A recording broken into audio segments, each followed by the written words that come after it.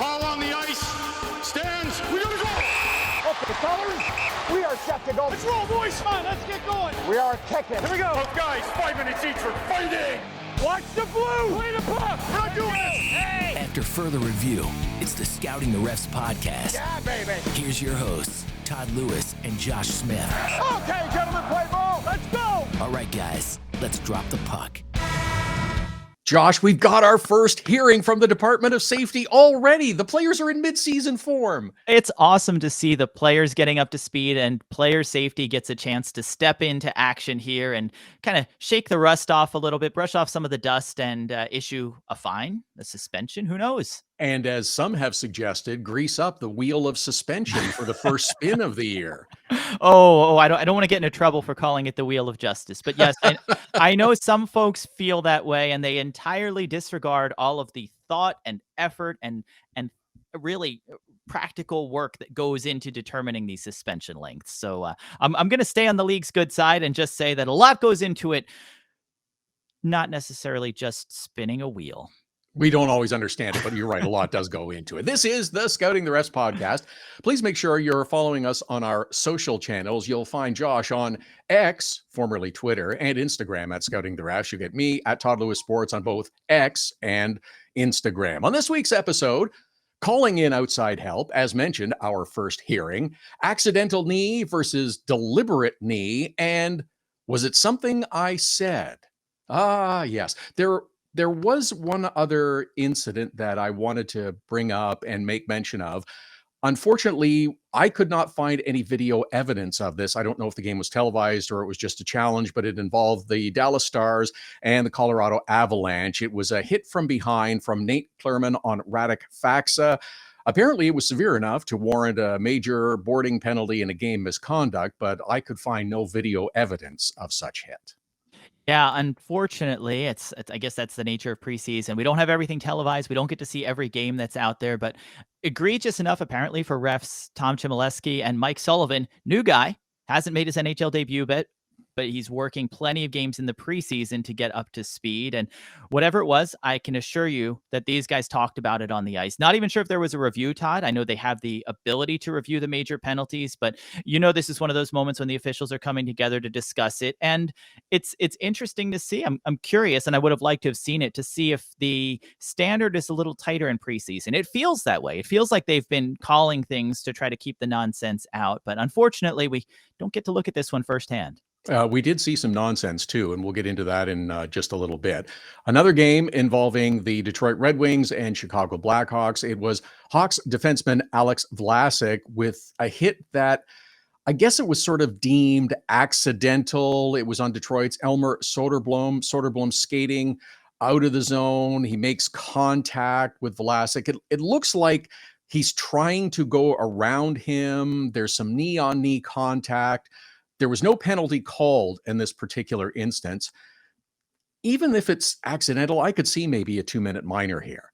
Yeah, I could. And I think that's where you look at the rule for kneeing, and it comes down to what was the guy intending on the play? What happened in this situation? And we don't see where the referees were, but on that play, you could see that linesman David Brisebois had a perfect look at it. So when it comes down to it with kneeing, it's based on the severity of the infraction. But in any case, if you're leading with your knee, if you're extending your leg outwards, it's a kneeing call there. And how bad it is really drives what happens from a penalty standpoint. But we do see plenty of situations where you have effectively incidental contact, where you're lining up for a clean hit, or situations where two players come together and there is knee-on-knee contact, but it wasn't necessarily the intent of either player to make that contact, or they didn't stick their leg out, and it just happened that in the course of their skating stride, we have the leg hitting the knee or vice versa. So it's a tough situation when you're trying to make that call, again, based on intent. But this one looked like incidental contact to me. I wouldn't be against a minor penalty just because of the way the contact happened, but I don't think there was anything more than that. Particularly tough for the officials, because if a player at the last minute tries to alter their position, try to jump around a check, that's what makes the difficulty in terms of coming up with the intent or not. Yeah, and we've seen hits. I remember a few last year where you had a player, I think there was one with McDavid, where he tried to avoid a hit and ended up creating knee-on-knee contact on himself because he almost got out of the way, and the part that caught him was the opposing player's leg hitting his knee. So I think you have to look at that. You have to take that into consideration on how much of this is avoiding contact or an attempt to avoid contact that results in knee-on-knee. So it's really one of those plays where you're trying to balance out what actually happened, what were they trying to have happen, and what was the outcome. All right, let's, since we're talking about knees, dive into the one that has resulted in our first hearing with the Department of Player Safety this year. It's Arthur Kaliyev of the LA Kings for knee-on-knee contact with Anaheim's Chase DeLeo. Kaliyev was thumped by Radko Gudas, now of the Anaheim Ducks, skates into the Ducks defensive zone, delivers a knee-on-knee hit to DeLeo. Kaliyev given a minor penalty for kneeing on this play. He has subsequently been informed that we'd like to have a little chat about it with the Department of Player Safety. I can absolutely 100% see a bit of a suspension coming for this. This one looked much more deliberate to me, Josh. Yeah, absolutely. And you can see on the play that as they're coming together in the zone, Kaliyev absolutely sticks out his left leg to ensure that contact is being made. And you mentioned it earlier, Todd, that sometimes you have a guy trying to avoid the hit, and sometimes it's instinctive for the hitter to try to move their body to follow to ensure that they're still making contact. And when you do that and it results in knee-on-knee contact, it's absolutely a knee. And it follows the letter of the law here when it comes to leading with your knee or making contact with the opponent. Kaliyev clearly did it. He deserved the penalty he got, and he'll get a fine or a suspension based on the hearing. But I think these are the dangerous types of plays that we see can cause season-ending injuries, and the types of things that you look at. Was it just the instinct of sticking your leg out? Were you trying to target the opposing player's knee? What happened in these situations? And I'm curious to see how player safety will rule on this one. I have a feeling it's just going to be a fine. Kaliyev's been fined before, never suspended, but I'd be okay with him sitting for a game for it. It's the dangerous type of play like this that can have a more disastrous outcome for the player on the receiving end. So I think one game for kneeing, I can live with that. I would absolutely condone such a penalty because, as you mentioned, this can have devastating effects on, well, actually both players, but the victim in this case could really suffer potentially a nasty injury. And it doesn't even have to be direct knee-on-knee contact. If you hit a player in the thigh and just make contact that way, it can have a serious effect. So yeah, I think that should be suspendable. Yeah, we'll wait and see. I don't want to bring up the wheel of justice, Todd, but people are going to be thinking that the wheel's about to spin. And it's interesting, though. You look back at suspensions that have happened over the past few years, and you see where have they issued a fine, when have they issued a suspension, and how long is it typically? It's really those obvious aggressive ones that I would feel guarantee a suspension. I think some of the ones that are less intentional or more reactive typically fall into the fine and maybe one game. And that's why I think we end up with a fine for this one. But it's not a wheel. There are past decisions that are being made. There's his history, Kaliyev's previous fine, and even some hits he's had before. I remember a few where he had a dangerous hit. I think it was on McDavid at center ice, which looked like it was just two guys that didn't know where they were going, ran into each other. But you try to look, and player safety does that. Is this a guy who often delivers dangerous hits? Is he just on the side where he's avoided suspension before, or was this an outlier? So they're taking that all into consideration, and will be when they render their decision on what happens to Arthur Kaliyev. Two quick things to close the book on this. One, Radko Gudas was not involved in the controversial hit. And two, whatever decision the Department of Player Safety makes, not everyone will be happy with. I think that we can pretty much absolutely. Yeah, there's always going to be folks who are challenging it, questioning it, feeling like it's random, but a lot of thought does go into it. We talked about it last week as well. They're looking first, is this a suspendable offense, which I would say this falls into suspendable offense. They'll look at the degree of severity to say, should we be issuing a game? Should we be issuing more than one game? And then they consider the player's entire track record or history, player safety, suspensions, fines, and everything outside of that. So they've got their formula. They're working through it right now. And you're right, Todd. They'll get a decision that player safety is happy with, but no, not everybody else will necessarily agree. Undoubtedly. Everybody's trying to understand the rules better, and some teams we find go to great lengths to get more information, hopefully get more insight that helps them during the regular season. This is something that we have seen previously, and the Columbus Blue Jackets are the latest team to have called in a guest instructor, if you will, to help them learn a little bit more about officiating and specifically challenging calls, when to challenge calls, and in specifics, goaltender interference. It's become difficult for some teams and some players, and especially some fans, to understand how it works. Lots of research into which calls get overturned, and the Columbus Blue Jackets didn't have a particularly good record. So they called on a personal relationship between coach Pascal Vincent and Frederick L'Ecuyer to try to help them out. And I think this is good for Columbus to try to get this extra bit of info.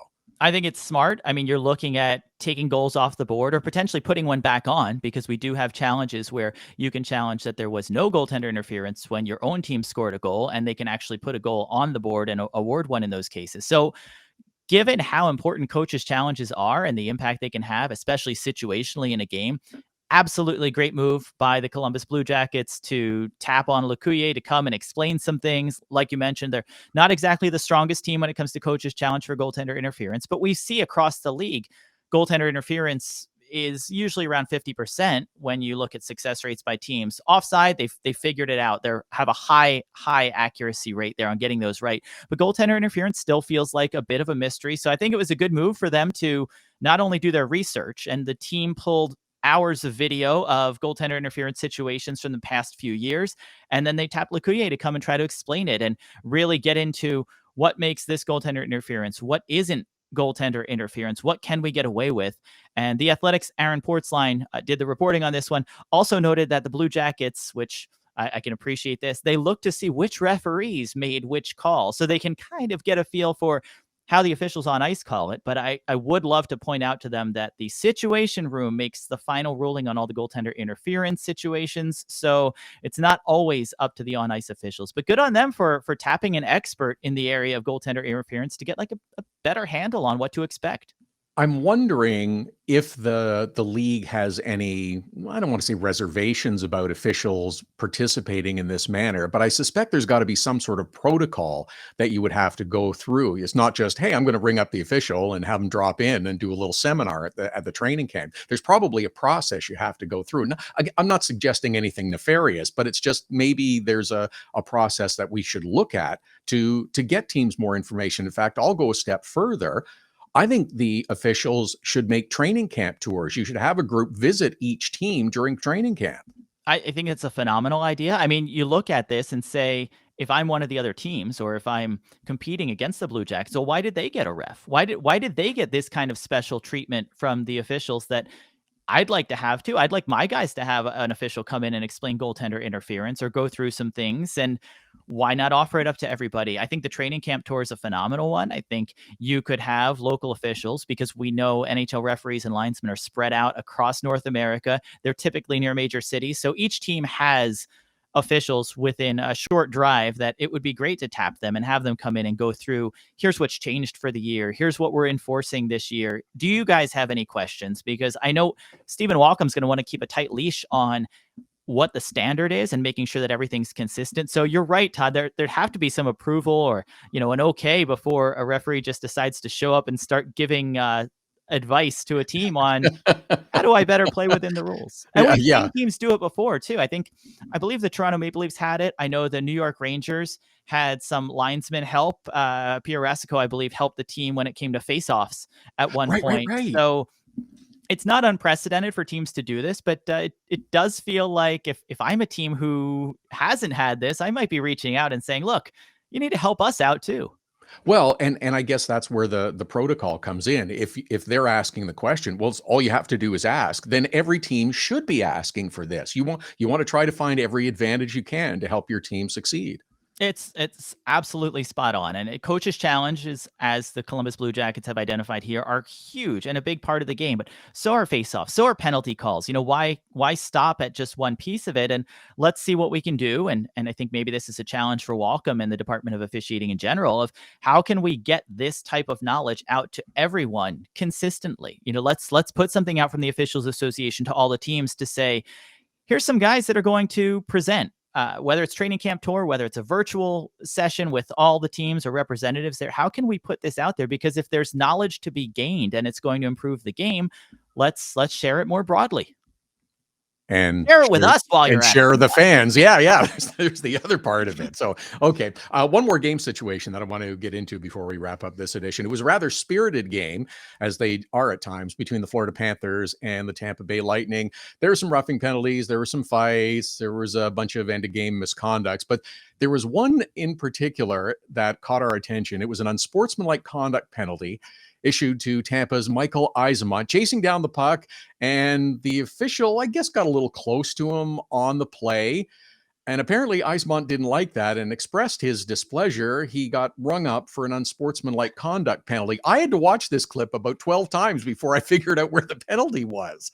Yeah, it's a little bit of a crazy one just because you're watching him come down and all of a sudden the ref's arm shoots up. So when you go back and look at it and you see that Luxmore's along the boards there, he's letting the puck go by, but Eyssimont looking to take probably, that's it. Looking to take maybe a different angle on the play, maybe trying to get to the puck faster instead of going around Luxmore. He wanted to go through him, and you can't do that. So whatever words he shared, and we don't know what they were, right? Because it didn't come through, which, man, if only they were mic'd up all the time. But we couldn't hear what was said.